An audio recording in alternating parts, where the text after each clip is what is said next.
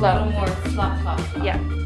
So we're going to take our 140-pound paper where we have little dots of masking fluid stars, and we're going to dunk it in the water, okay? And I just want to get it wet front and back, so it's not soaking it, it's just in and out so that it's wet front and back.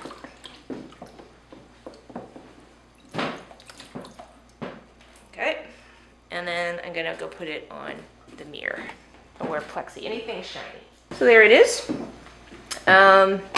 You see how that suction fits down. Now do you see it's really shiny wet, and I want it super shiny wet. In fact, I'm going to make it more wet.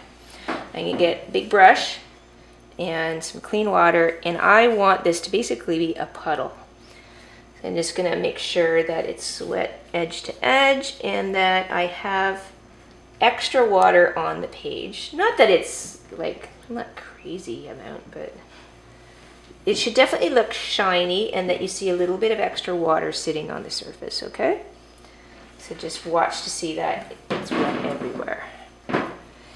And particularly you'd want it wetter where you want more wild patterns, so that if you really are trying to say, well, there's a lot of aurora up here, you're going to want it wetter there, okay? Okay, so, all right. And then we just want to kind of go for it. So you can either paint the aurora colors first in the shapes you see, so those colors first, and then fill in around that with the blues, or you can choose, I'm going to paint my blues first and paint around the auroras and then add the colors. Okay? You could do it either way. So I like to do the blue first, and I'll explain why while I'm doing it, but you could do it either way. All right, so whatever way your brain kind of works better. Most people probably find it easier to look for the color shapes they want first and do them first, probably. Okay, so, all right, so I'm gonna, in this case, I think I'm gonna start with my Prussian blue because it's a really strong, nice blue. And I'm gonna use a big brush for this. And I'm gonna paint around where I want those auroras to be. And I know I'm going to want some really dark indigo blue there on the sides because I want it to look believable as a night sky. Mix that out a bit. And go back to my Prussian blue. And so what your goal is to kind of just flow right through really quick. Okay? So you can see how you need a lot of these dark blues, eh? I'm already run out. And there's a lot of water on my page, so it lightened it up a lot, right?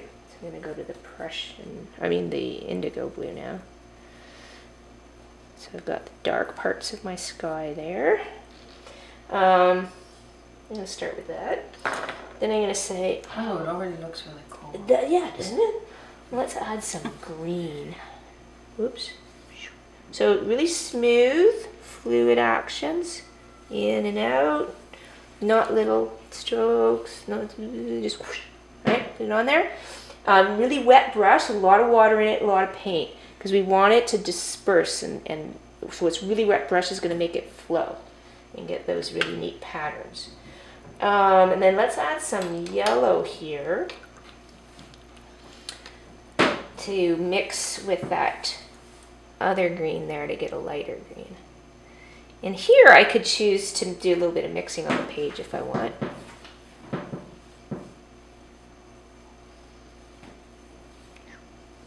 Okay. My yellow got dirty, so there. What else should I do? I think I want more green over there. And so you can also blend a little if you want. Like you want those dark greens, you can, as long as it's shiny wet, you can blend. How about do a bit of that magenta and violet, make it really cool, right? So I need a clean brush here.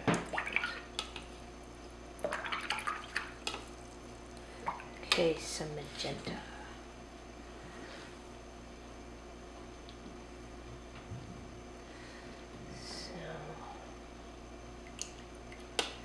And it's mixing, making violet there. But I could also use some violet. Does violet? Yeah.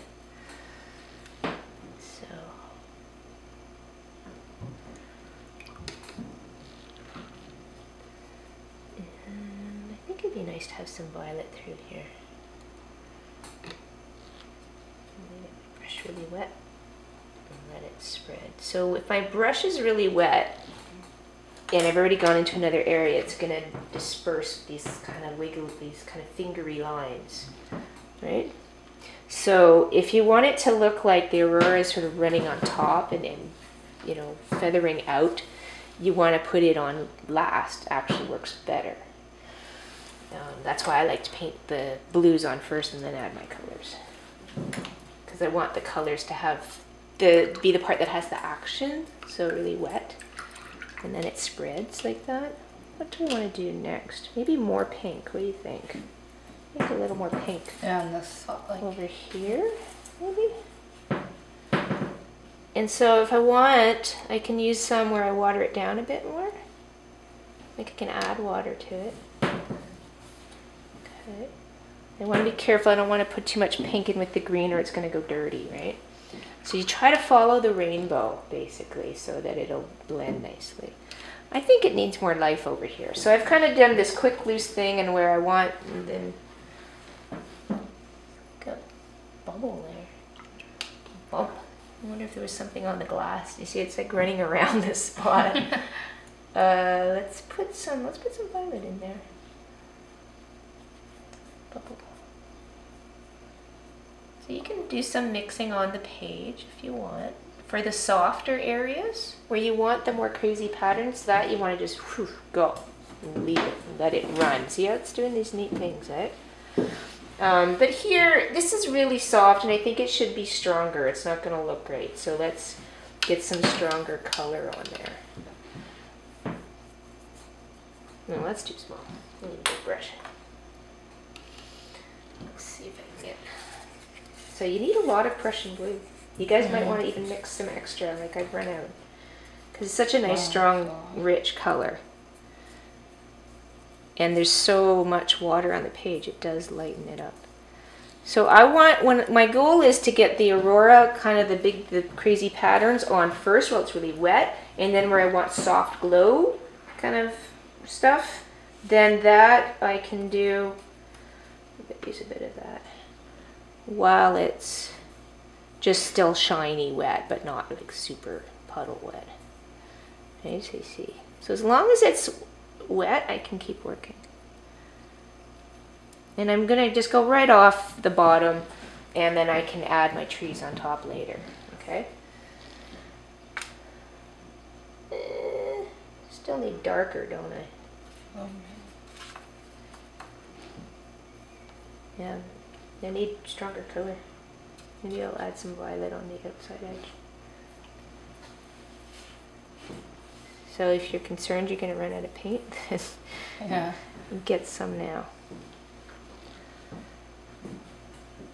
Well, that looked nice. That kind of added some depth to it. Yeah, and I think, you know, so then you're sort of evaluating, either you're copying a photo and you're just going to copy what you see, but I'm sort of evaluating, do I like that?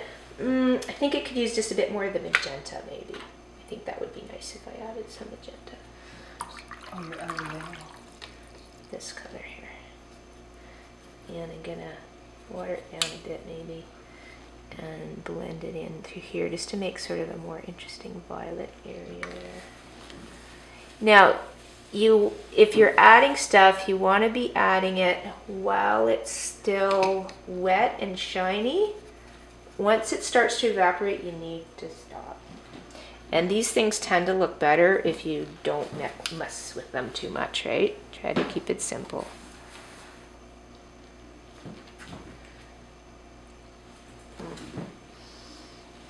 And the other thing you can do, if I want to make that more interesting there, lots of water, and add more water and it'll create some more of those kind of fingery lines and make this area a little more interesting.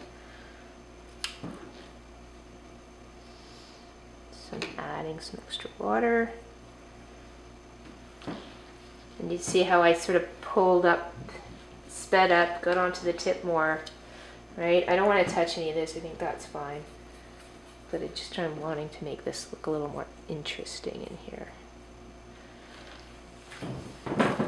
And I really wish I had more dark blue. So maybe I better just mix them up quick. So I think some of you might want to load up on a little extra blue. So make sure you have lots of indigo and lots of that Prussian, right? So I'm just going to add a bit more here. I think we need to make some more group of those two. Yeah, maybe I'll mix them up for you guys so that you guys can get started.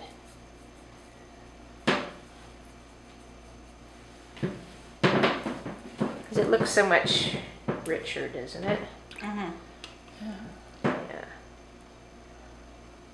So, and do we still have magenta? So you have to sort of evaluate, what else do I want here, and do it.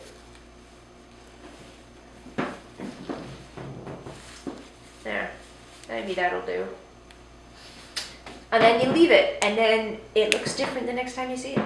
Now, one of the things we have to do, the last step, is to suck away the rest of that water that's sitting around the edge.